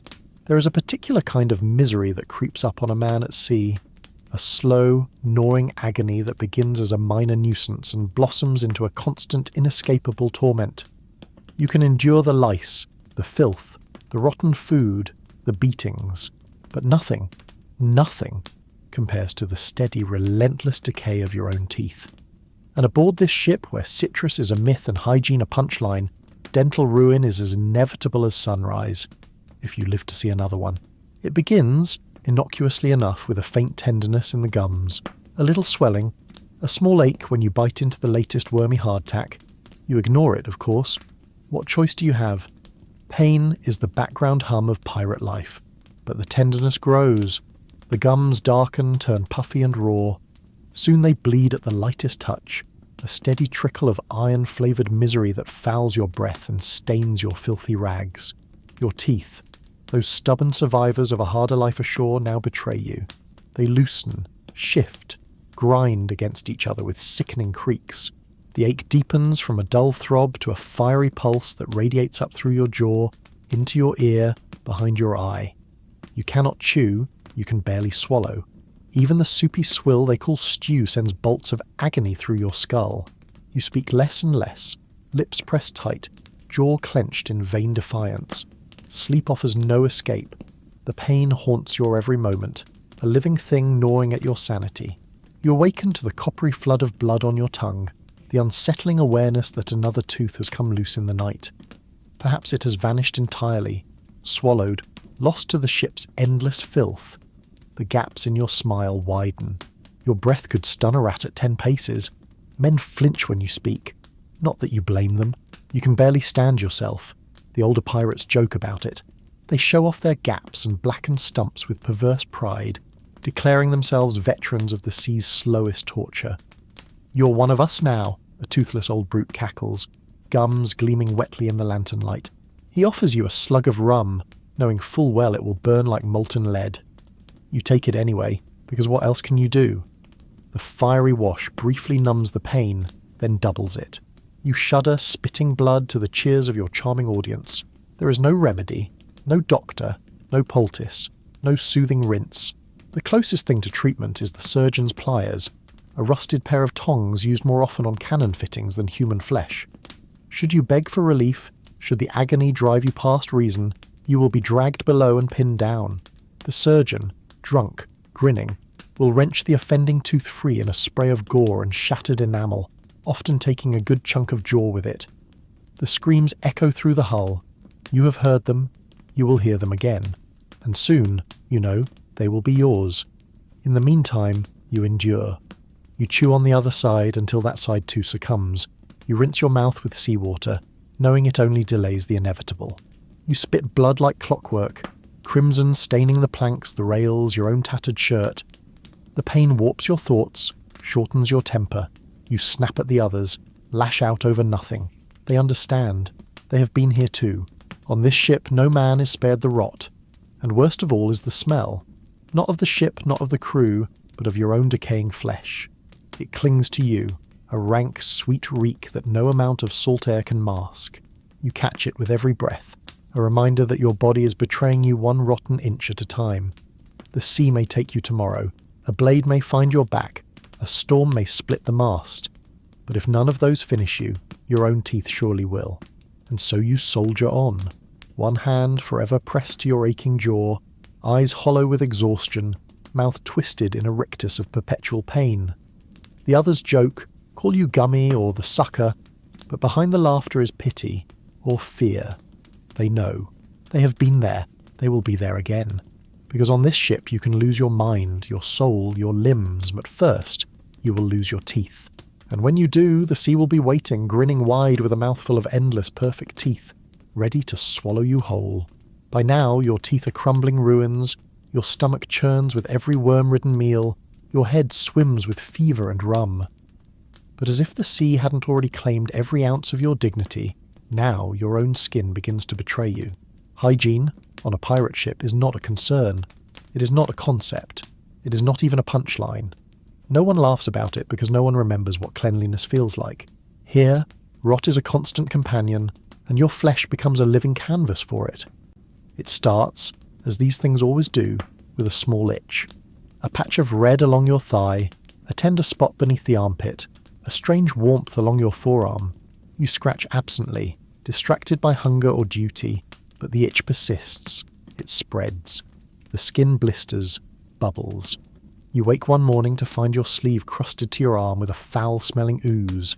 You peel it away with a grimace, the fabric ripping a fresh weeping tear in the raw flesh beneath. The smell is immediate and gag-inducing, a sour, putrid tang that turns even the hardened stomach. And this is only the beginning. The ulcers bloom like grotesque flowers across your body, your armpits, your groin, the folds of your neck and belly. Anywhere sweat pools and grime collects. The sores rupture, seeping yellow pus that runs in sluggish rivulets down your skin. Flies gather in clouds, feasting greedily on the open wounds. You swat at them, but it is hopeless. The insects are as much a part of shipboard life as the rats or the lice, and they prefer fresh meat. The older pirates carry these marks like badges of grim survival. "Ah, she's opened up again," one chuckles, dabbing at an oozing crater on his thigh with a rag so filthy it likely caused the infection in the first place. They show you their scars, pitted, blackened hollows in their arms and legs, the skin around them hard and dead. Some spots stink so badly that even the flies seem repelled. You try not to breathe when near them, though you know full well you'll be no better soon enough. Bathing? Do not be absurd. The most water you see is rain, caught in filthy barrels and ladled out for drinking. Washing yourself is a waste of precious liquid and invites suspicion. "What's he think he is, an admiral?" one sailor scoffed when a green crewman once tried rinsing his face with a bucket. The poor fool was beaten for the insult and now lies in the bilge, his own ulcers crawling with maggots. You learned your lesson. You leave the grime to accumulate, a second skin of filth to protect the sores beneath. And of course, with the ulcers come the abscesses.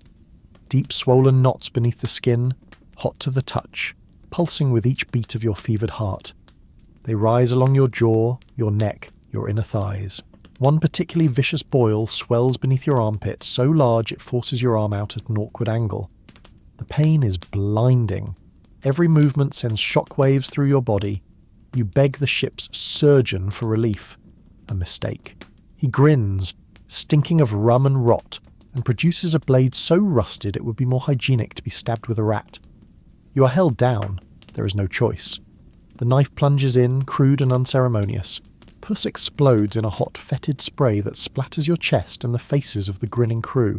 They cheer as though at a festival, mocking your howls as the blade hacks deeper, the surgeon scraping out the foul core with a filthy rag-wrapped finger. There is no anaesthetic, of course, only pain. Endless, blinding pain.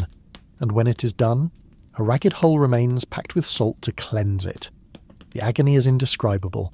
The wound will fester again within days, they always do. You limp back to your corner of the deck, dripping, shivering, eyes wide with fever. Sleep is impossible. The sores itch and burn. The pus returns. The flies never leave. You scratch until you bleed, then scratch again. Your skin is a map of scabs, raw patches, and oozing sores. The stench of your own body makes you gag, and yet you are no worse than the others. The entire crew is a parade of the damned, each man marked by the sea's slow poison. Some reek so badly they are shunned even in this floating cesspit. One sailor's leg is so blackened and swollen that it burst one night during a drunken brawl, spraying the deck with a stinking torrent of rotten tissue. He's dumped overboard before dawn. The sharks are well fed. You know your time is coming. The next ulcer, the next boil, it will be the one that burrows too deep, turns your blood to poison. You will burn with fever, raving in the darkness, until one morning the crew will find your corpse, stiff and stinking, and hurl it into the sea. No shroud, no prayer, just another sack of meat for the depths. And through it all, the captain watches with amusement, the surgeon sharpens his rusted blades, and the sea rolls on, indifferent to the suffering it breeds.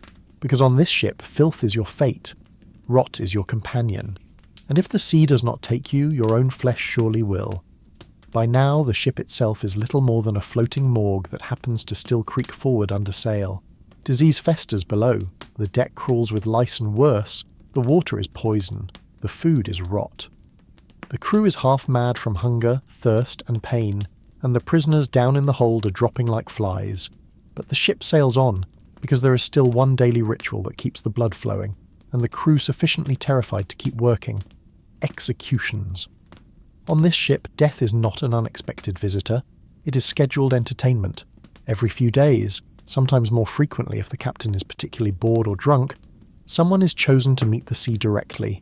No bullet, no blade, just the cold embrace of the deep.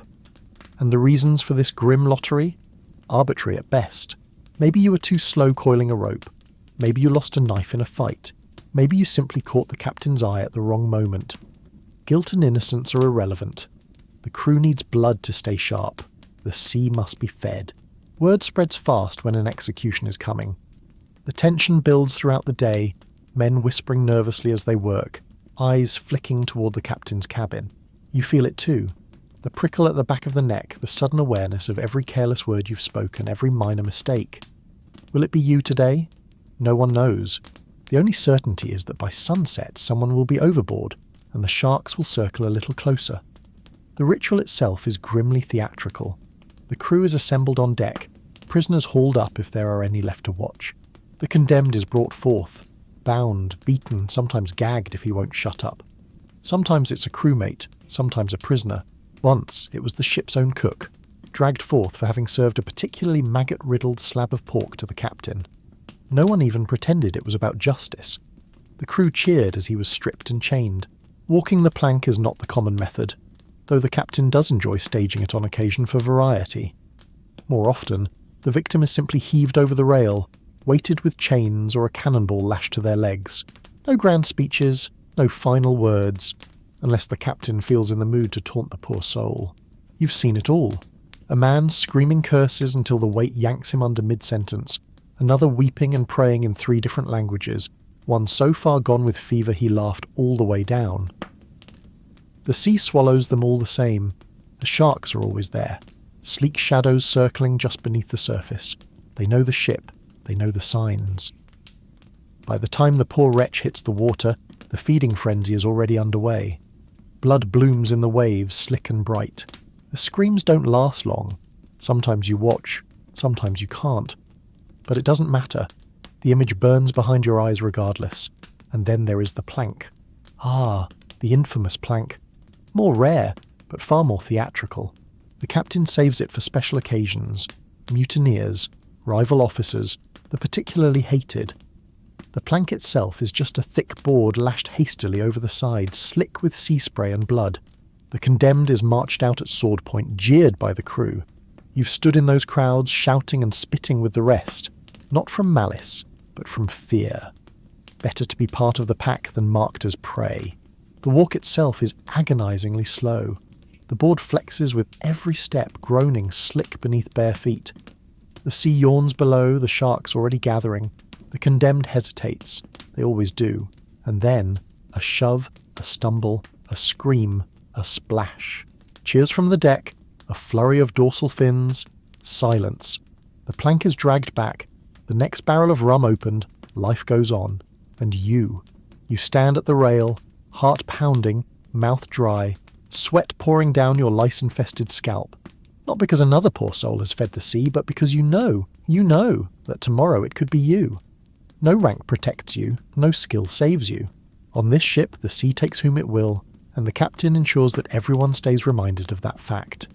And so you return to your duties, eyes down, lips sealed, ears straining for the slightest hint of the next unlucky name. Because the ship may be rotting, the crew may be dying, but the ritual endures, and the sea is always hungry. If the disease doesn't kill you, if the rot doesn't hollow you out from the inside, if the captain's whims don't see you hurled to the sharks, the sea herself is always waiting with a more direct hand. Storms are not rare events out here. They are a constant looming threat, a daily roll of the dice. The sky can go from clear to murderous in minutes, the wind shifting with a banshee's shriek. And when it does, there is no refuge. There is no safe below deck. The entire ship becomes a coffin with no lid, and you are trapped inside it. You feel the change before you see it. The air grows heavy, damp with an electric weight. The older crew grow quiet, eyes flicking to the horizon. The waves begin to rise, the ship rolling beneath your feet in sickening lurches. Then the clouds boil up, black, bruised, seething. The sea darkens to a colour you didn't think water could turn, an oily green-black pit that yawns wider with every passing swell, and then it hits. The first gust nearly knocks you flat, tearing through the rigging with a shriek that sets your teeth on edge. Orders are barked, men scrambling up the lines to reef the sails, and gods help them. You've been aloft during a blow. The mast sways like a drunkard's stride, the ratlines slick with rain and salt. One misstep, one snap of rotten rope, and you're gone. No rescue, no second chance. The sea is greedy and fast, and down below it's no better. The hull groans with each massive wave, the timbers flexing ominously. The bilge floods, the pumps manned by half-dead crew coughing their lungs out with every pull. Water sloshes at your ankles even on the main deck, each wave crashing over the rails with bone-snapping force. You lash yourself to whatever you can, a mast, a gunwale, a half-rotten bit of rigging, because to go overboard is death. You've seen it. Oh, you've seen it. One moment a man is there beside you, hauling on a line, cursing the storm. The next, a rogue wave slams the deck, a wall of water that tears him loose like a child's doll. Over the rail he goes, arms flailing, mouth open in a silent scream. The ship sails on. You can't hear a splash over the wind, and no one will throw a line. In seas like this, to stop is to die. The sea keeps her prize. The sharks will find what little remains. And when it gets truly bad, when the waves tower above the deck and the masts groan like dying animals, even the captain loses his swagger. The crew huddle like rats, clinging to whatever won't float away, eyes wide with terror. The ship pitches so hard you can see sky one moment, and nothing but the churning abyss the next. You vomit, helpless to stop it. Bile mixing with seawater as the storm batters every inch of flesh. Your muscles burn from holding on, your fingers bloodied from rope and splintered wood. And the dread, the true marrow-deep dread, is knowing that at any second the ship could simply vanish. One wrong wave, one snapped keel, one cracked hull, and it's all over. You've heard the stories, ships swallowed whole, crew screaming as the deck split and the sea rushed in.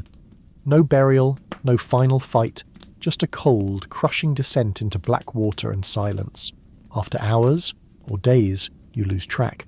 The storm may pass. The sky clears as if mocking you. The sea calms, though the ship is battered, the crew half dead. But the fear never fades, because tomorrow it could happen again. The sea never sleeps. The clouds are always gathering somewhere. You eye the horizon constantly, flinching at every dark patch, every shifting gust. You sleep in fits, one hand always wrapped around rope or rail, because drowning is a fate that comes without warning. And sometimes you wonder, would it be worse to drown quickly in the middle of a storm, or to go slowly, rot-eaten and raving, to finally slip over the side unnoticed on a calm night? The sea offers both options, and she has all the time in the world to collect.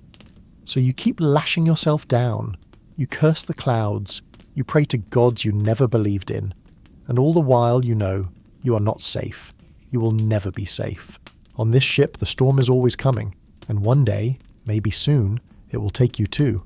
If you somehow imagined there would be any reprieve below deck, a quiet bunk perhaps, or a moment of solitude to mend your tattered nerves, you are, as usual, grotesquely mistaken. Privacy aboard a pirate ship is a fantasy more laughable than tales of buried treasure and noble rogues. You're never alone here. Never. Not for a single breath. You share your space, your air, your filth, your lice, your every miserable bodily function with dozens of other rotting souls packed tighter than meat in a barrel. The lower deck, euphemistically called the crew's quarters, is a low-ceilinged hellhole crammed with hammocks, pallets, and piles of foul-smelling cloth that might once have passed for bedding.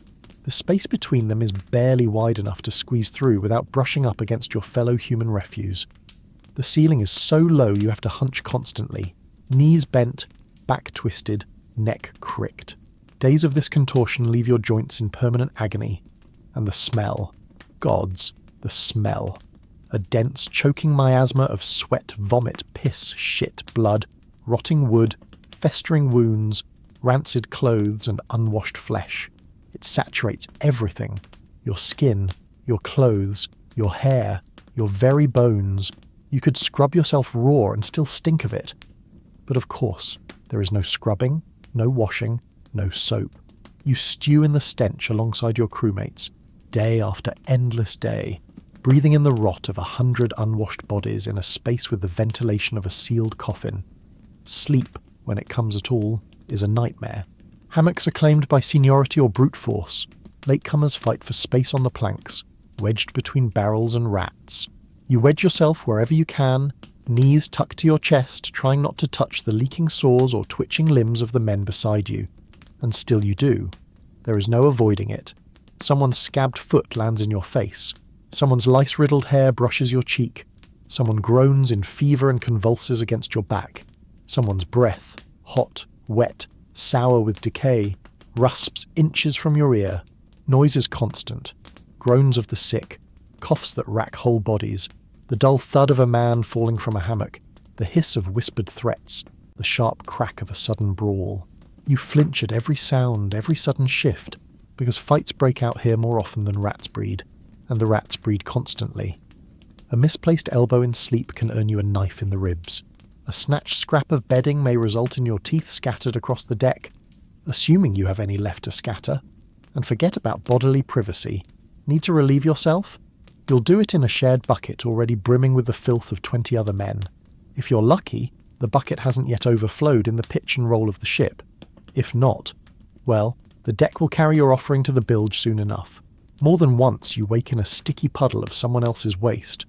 No one apologizes, no one cares. It is simply how life is here. Your possessions, such as they are, must be kept on your person at all times or hidden with paranoid ingenuity. A moment of inattention, a single blink too long, and your last coin, your belt knife, your only scrap of edible food will vanish into the greedy hands of your shipmates. You trust no one. You can't. The man who grins at you over a cup of grog today will slit your throat tomorrow if it gains him a spare ration, or a slightly drier place to sleep. And all the while, the hull groans around you, leaking and flexing with each wave. The damp seeps into everything. Your clothes never dry. Your skin is perpetually clammy, slick with sweat and rot. Mould blooms along the beams, spores drifting like malevolent snow through the gloom. The rats grow bold enough to scamper over sleeping bodies, gnawing at open sores, stealing what little food is left. You slap them away, half dreaming, unsure if they are truly there or figments of your fevered mind. There is no escape. No corner to retreat to, no silence, no privacy. You live cheek to jowled, elbow to gut, thigh to sore-riddled thigh with men as desperate, diseased and degraded as yourself. And the worst part is not the filth, or the stench, or the rats. The worst part is knowing that, inch by inch, you are becoming one of them. Another half-mad, lice-ridden beast crouched in the dark, gnawing on rotten bread and dreaming of a death that might at least come alone. But it won't. On this ship, not even death grants privacy. The sea takes you just as it finds you, tangled in limbs, pressed in by the stink of the living, one more piece of human debris in a world that has long since stopped pretending to care. There comes a point on every voyage, and by now you feel yourself teetering on its edge, where the mind simply begins to give way. The body may stagger on, riddled with sores and rot, but the mind cracks first. Out here, with no horizon but water, no sky but the grey pall of storm or blazing sun, no sound but the groans of the ship and the madness of the crew, you begin to fray like rotted rope. And the worst part, there is no telling when it will happen, or whether it already has. It starts subtly. You forget things. Days blur together in a slurry of vomit, blood and grog. You can't recall whether it's been 3 weeks or 3 months since the last port. Conversations fade as soon as they're spoken. Faces shift, blend. You hear your name whispered from shadows where no one stands. You chalk it up to fatigue, hunger, fever, but deep down, a colder fear takes root. You are losing yourself. Sleep, what little you get, becomes no refuge. The dreams are worse than waking. You see the faces of the dead, bloated and pale, floating just beyond the hull, eyes wide and mouths yawning in soundless screams. You wake gasping, heart hammering, drenched in sweat that smells of sickness. But the faces linger. You catch them in the corners of your eyes as you work, in the water, reflected in tarnished metal, staring from the knots of the planks. The crew fares no better. You begin to notice it everywhere, men muttering to themselves, eyes darting constantly, fingers twitching. Paranoia runs rampant. Every glance is suspicious, every whispered word a potential conspiracy. Fights break out over imagined slights. A sailor accuses another of plotting to poison him and stabs him in the gut before anyone can intervene. The corpse is still twitching when the victor starts shrieking about demons in the rigging. He's hauled below, but you hear him raving long into the night, until a sudden silence tells you the crew has solved the problem. You know it's only a matter of time before your turn comes. Already you mistrust everyone. Every laugh feels directed at you.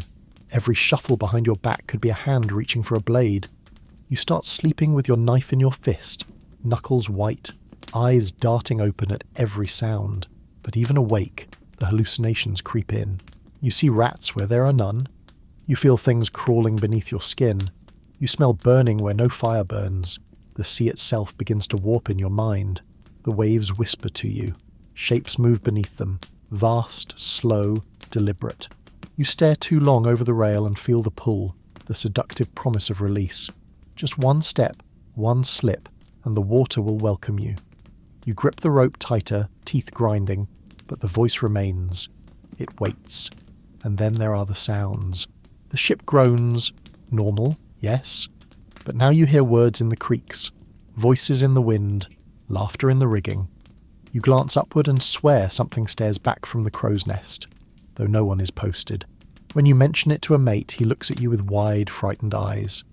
"I seen it too," he whispers. Now you both avoid that part of the deck, but you feel its gaze regardless. The captain, of course, encourages the madness. A broken crew is an obedient crew. He spreads rumours, stages strange punishments. One night he has a man lashed to the mast and leaves him there through a storm. Come morning, the man's mind is gone, eyes blank, mouth babbling nonsense. The crew avoids him now, stepping over where he huddles, rocking. You wonder how long before you join him. You stop trusting even your own senses. Food tastes of ash. Water reeks of rot. Your hands shake constantly. You find bruises you don't remember getting. Words on scraps of paper you don't remember writing. Sometimes you catch yourself speaking aloud, arguing with an unseen listener. And sometimes you think you hear a reply. There is no escape, no respite. The ship is a prison without walls, the sea an endless reflection of your unravelling mind. You could jump. Many have. The sea is full of madmen's bones. But even that takes more will than you can summon. So you stagger on, day by rotting day, teeth clenched, fingers twitching, eyes wide, watching, listening, waiting for the final break. And when it comes, and it will come, no one will help. They will jeer, or ignore, or toss you overboard in the night. Just another madman lost to the sea. No one will remember your name. No one will care. The ship will sail on, and the water will whisper a little louder. And now, as you clutch the slick rail of this floating coffin, swaying on rotting legs, jaw clenched against the constant throb of your toothless gums, eyes sunken, body crawling with lice, sores, and unnameable infections, perhaps the grand question has finally occurred to you. Could you last here? Could you survive one full day aboard a pirate ship? You might flatter yourself. I'm tough. I've read all the stories. I know the songs. I could adapt. But now, soaked in your own filth and hallucinating shadows beneath the waves, you know the truth. You wouldn't last a single day. Not even close. You'd think the hardship starts with the crew, those snarling, toothless wrecks of men who drink like fish and fight like rabid dogs. But no. The first thing to kill you would be the ship itself. From the moment you stumbled aboard, the very planks have conspired against you.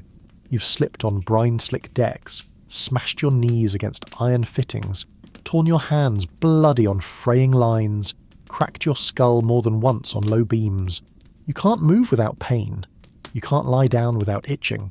Every breath tastes of mould and old blood, and the floor beneath your feet groans with the constant promise that one day, very soon, the sea will have her way, and this entire carcass of a vessel will splinter into the abyss. And then there's the food, if it can be called that. You've gagged down more maggots in the past day than most men would in a lifetime, choked on biscuits so hard they double as blunt weapons, swallowed water so foul you'd swear it was drawn from a corpse's mouth. Your stomach is a roiling pit of sickness, cramping with every step. You've barely kept a mouthful down, and yet the hunger gnaws constantly. The pirates who thrive here long ago traded taste for survival. You've spent half the day doubled over a bucket. You might have imagined there'd be some solace in sleep. There isn't. You've tried curling in a hammock, if you could even claim one, only to find yourself crushed between fevered, lice-ridden bodies, your breath stolen by the stench of piss and decay. The rats skitter over your legs, their claws scratching at your sores. Every cough in the dark sends a spike of panic through your gut. Is it plague? Is it fever? Will that man beside you wake come morning, or be another bloated corpse rolled unceremoniously into the sea? You've barely closed your eyes, and already the paranoia eats at you. And should you somehow endure this, the filth, the hunger, the sickness, there remains the sea herself. She is the final, constant threat. You've seen the storm rise out of nothing, felt the ship buck beneath your feet, heard the tortured wails of the timbers as they groaned against waves tall as buildings. You've watched the sky turn black, the sea green and seething, the rigging scream with the strain. You've clung to the mast, vomit in your beard, piss in your breeches, convinced with each roll that the next wave will tear you free and dash you into the depths. And perhaps worse than the storm is the calm, that eerie, breathless stillness when the sea seems to hold its breath, waiting for the next horror. And even if, by some miracle, you weathered the storm, there are always the men.